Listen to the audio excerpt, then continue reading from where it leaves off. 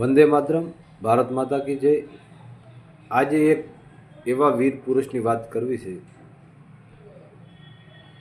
કે જેમના નામની આગળ રાષ્ટ્રપિતા, જેમના નામની આગળ મહાત્મા અને પાછળ બાપુ લખાય છે એવા રાષ્ટ્રીય પિતા મહાત્મા ગાંધી વિશે આપણે આજે થોડી ચર્ચા કરવી છે.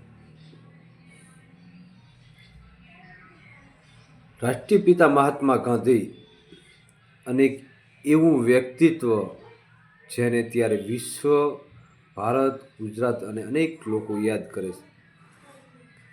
મહાત્મા ગાંધી અનેક લોકોના દિલમાં વસે છે, એમાં કોઈ નવાઈ નથી. મહાત્મા ગાંધીનું એવું જીવન કે તેના ઉપર આંગળી ઝીનતા પહેલાં 7 વખત વિચારવું જોઈએ. મહાત્મા ગાંધીએ એમના કરતાં દેશ અને વિશ્વના લોકોની ચિંતા કરી. એના વિશે આપણે અત્યારે ચર્ચા કરવી છે. મહાત્મા ગાંધી એક વ્યક્તિત્વ નહીં પણ એક વિચારધારા, એના વિશે આપણે અત્યારે વાત કરવી છે.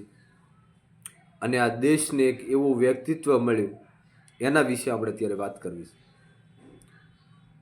મહાત્મા ગાંધીનો વિષય અને એમની જે વાત છે, આ આખી એક અલગ વર્ણનની કથા છે. વિશ્વનો એવો કોઈ દેશ નહીં હોય કે ત્યાં કોઈ સંમેલન થયું હોય, કોઈ વિશ્વ લેવલની ચર્ચા થઈ હોય, તેની અંદર ગાંધી બાપુને યાદ કરવામાં ના આવ્યા હોય. વિશ્વનો એવો લગભગ કોઈ દેશ નહીં હોય કે જ્યાં ગાંધી બાપુની પ્રતિમા ના હોય, કે દેશના નેતાઓ ગાંધી બાપુને યાદ ના કરતા હોય. છતાંય ભારતના અમુક નાગરિકો ગાંધી બાપુને ગાળો આપે છે. આ સંસ્કૃતિવાળા દેશની અંદર, આ કૃષિ અને ઋષિઓના દેશની અંદર મહાત્મા ગાંધીએ શાંતિ પ્રિયનો સંદેશ આપ્યો.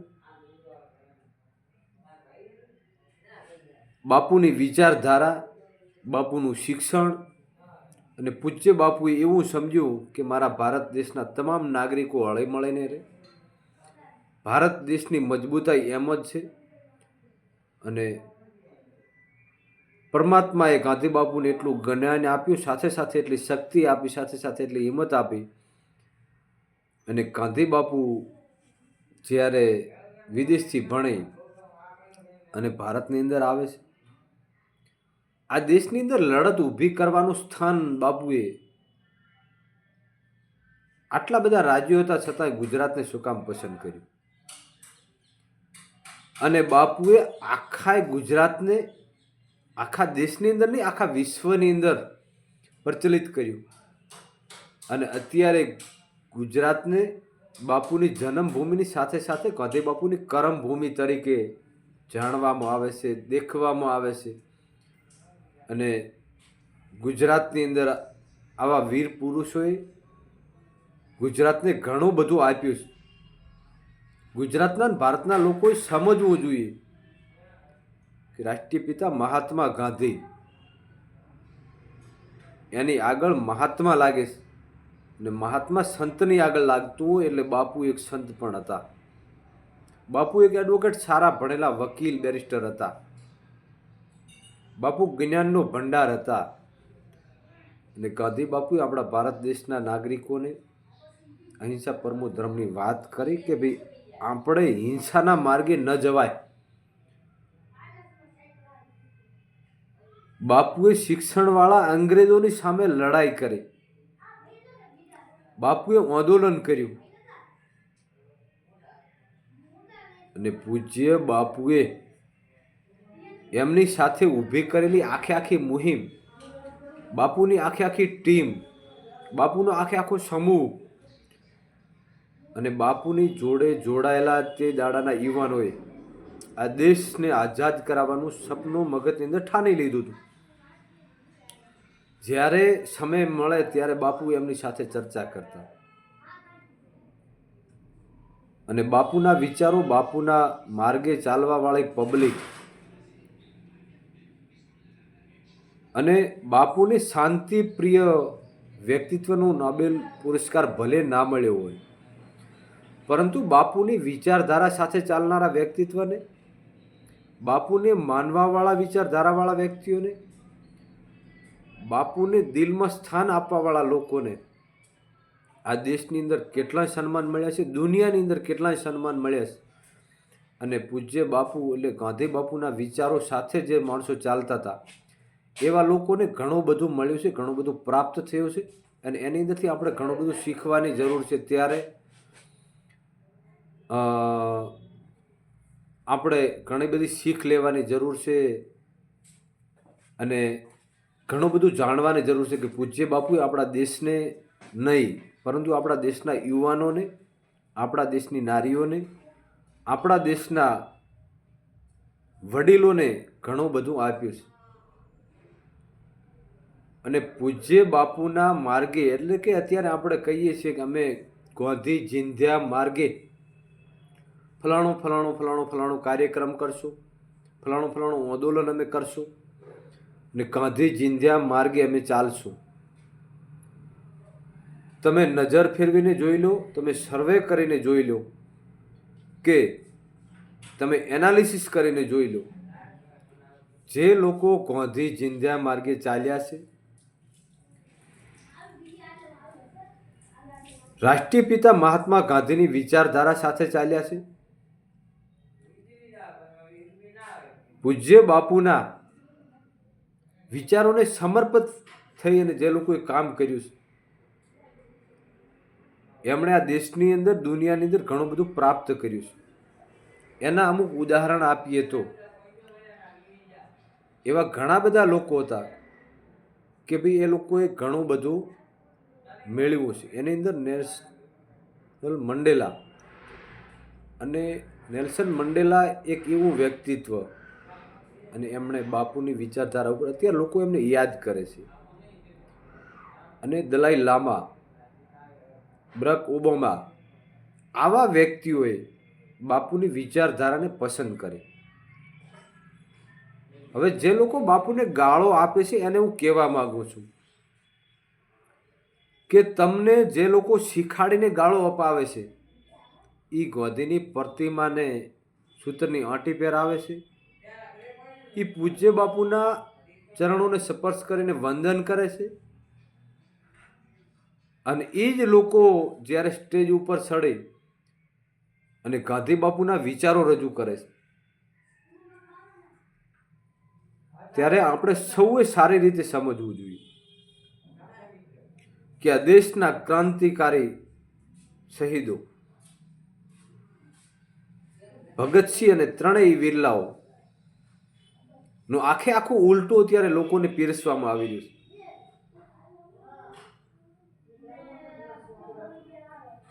તમે ઇતિહાસ વાંચશો એટલે તમને ખબર પડશે કે ભગતસિંહને જ્યારે જેલમાં બાપુ મળવા જાય અને બાપુએ ભગતસિંહને 2 થી 3 વખત મીઠી મીઠી ટકોર કરી હતી, ત્યારે ભગતસિંહે બાપુને કીધું હતું કે બાપુ આપની વાત સાચી છે, પણ આની અંદર ક્રાંતિ આવવાની છે, આની પાછળ દેશને કંઈક મળવાનું છે, અને કુરબાની છે એની પાછળ કંઈક ને કંઈક રહસ્ય હોય છે. તમારી આપેલી કુરબાની ક્યારેય એળે જતી નથી. ત્યારે ભગતસિંહે એમને ઠાની લીધું કે અમારી કુરબાની એળે નથી જવાની. છતાં છેલ્લી વખત ગાંધી બાપુએ કીધું હતું કે ભગતસિંહ આપણે આ કરવાનું છે. ત્યારે બાપુને વંદન કરીને કીધું હતું કે બાપુ અમને ફાંસી મળે એમાં દેશને કંઈક મળે છે, દેશ ક્રાંતિના માર્ગે જઈ રહ્યો છે, આપણો દેશ આઝાદ થશે, આપણા દેશના યુવાનોને આની અંદરથી ઘણું બધું મળવાનું. અને એના પછી ભગતસિંહના પિતાજી શ્રીમાન કિશનસિંહજી ભગતસિંહને મળવા જાય, અને ત્યારે ભગતસિંહ અને કિશનસિંહ વચ્ચે ઘણી બધી ચર્ચા થાય છે.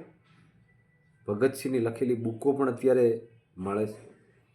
ત્યારે ભગતસિંહે એમના પિતાજી શ્રી કિશનસિંહજીને કીધું હતું કે તમારે મહાત્મા ગાંધીજીના વિચારધારા સાથે અને બાપુ સાથે ચાલવાનું, બાપુની વિચારધારા સાથે ચાલવાનું. આ શબ્દો મારા ઉપજાવી કાઢેલા નથી, આ આપણી સંસદની અંદર અત્યારે લખાયેલા છે અને પુસ્તકોની અંદર સવર્ણ અક્ષરે લખાયેલા છે. એટલે યુવાનોને હું કહું છું કે તમે સમજો કે આપણા દેશની અંદર બુદ્ધિજીવી લોકોના ભંડાર ભરેલા, આ દેશ જ્ઞાનનો ભંડાર છે. સંતો મંતો ઋષિ મુનિઓથી લઈને આ દેશને ખૂબ બધી વિભૂતિઓ મળે છે, અને એ લોકો અત્યારે બાપુને મહાત્મા માને છે. આપણા દેશના ચલણી નાણાં ઉપર ગાંધી બાપુની તસવીરો છે. આપણે ના ભૂલવું જોઈએ કે એવો આ દેશ ક્યારેય માયકાંગલો નહોતો, કે આ દેશના ઘડવૈયાથી લઈ અને આ દેશનું જેમણે રટન કર્યું હોય, આ દેશનું ઘડતર કરવાનું કામ જેમણે કર્યું હોય, કે આ દેશની પ્રગતિ થાય એમાં જેમણે વિચાર્યું હોય,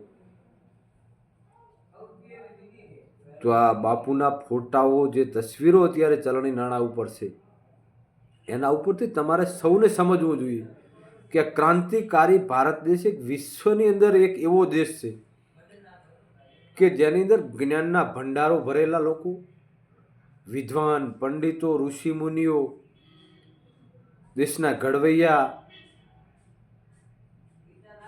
એ લોકોએ બાપુને આદર તરીકે માન્યા હતા. અને ગાંધી બાપુ આ દેશને એક એવું વ્યક્તિત્વ મળ્યું કે દેશ માટે એમણે બલિદાન આપ્યું. ગાંધી બાપુ એ તમે સમજો એવું નથી. ગાંધી બાપુ વ્યક્તિત્વ કરતાં વિચારધારા છે, અને અત્યારે લોકોના દિલની અંદર એમનું સ્થાન છે. અને અત્યારે દુઃખ તો અહીંયા થાય છે કે આવા વ્યક્તિત્વના નામે રાજનીતિ થાય, એક વિચારધારાના નામે રાજનીતિ થાય. ગાંધી બાપુએ અનશન કરવા માટે, આંદોલન કરવા માટે અમદાવાદને પસંદ કર્યું હતું. અને અમદાવાદ એક એવું શહેર કે આખા ગુજરાતની અંદર જાણીતું. બાપુએ સપટી મેઠું ઉપાડીને એક આંદોલન કરેલું, અને મેઠા ઉપર કર ન લાગે. તમે સમજો તો ખરી આ બાપુની વિચારધારા કેવી છે. બાપુ શિક્ષણથી ભરપૂર માણસો એટલે કે અંગ્રેજોની સામે લડ્યા. દેશના ખૂણે ખૂણે બાપુ ફર્યા. અંગ ઉપર અડધું કપડું પહેરીને બાપુ ફર્યા. બાપુ તો સૂટબૂટમાં રહેવાવાળો વ્યક્તિત્વ હતો. બાપુની પાસે કંઈ કમી નથી, પરંતુ ગાંધી બાપુના વિચારો એટલા નિષ્ઠાવાન, ઊંચા વિચારો અને ગુણિયલ વિચારો બાપુના હતા. બાપુની જન્મભૂમિ પોરબંદર, બાપુની કર્મભૂમિ ગુજરાત, અને આખા ગુજરાતને આ બાપુના વિચારો મળ્યા. અત્યારે આપણે ગૌરવ માનવું જોઈએ, આપણે ગૌરવ સમજવું જોઈએ. આપણી વિચારધારા છે ને એને આપણે વધાવી લેવી જોઈએ, કારણ કે ગુજરાતનો એવો હીરો છે, ગુજરાતનું એક એવું સંતાન છે કે એને અત્યારે વિશ્વના દેશો માને છે. સારા સારા પ્રગતિવાન દેશો છે, મહાસત્તાવાળા જે દેશો છે, એ દેશોની અંદર જ્યારે વિશ્વના નેતાઓ ભેળા થતા હોય, વિશ્વની વિભૂતિઓ ભેળી થતી હોય, કે એવો કોઈ કાર્યક્રમ થતો હોય, કે કોઈ આંદોલન થતું હોય, ત્યારે ગાંધી બાપુને યાદ કરવામાં આવે છે. વિશ્વના દેશોની અંદર ગાંધી બાપુની પ્રતિમાઓ છે, અને આપણે જેમના ઉપર રાજનીતિ કરીએ છીએ ન થવી જોઈએ. આ આપણા માટે કલંક સાબિત થાય. રાષ્ટ્રીય પિતા મહાત્મા ગાંધી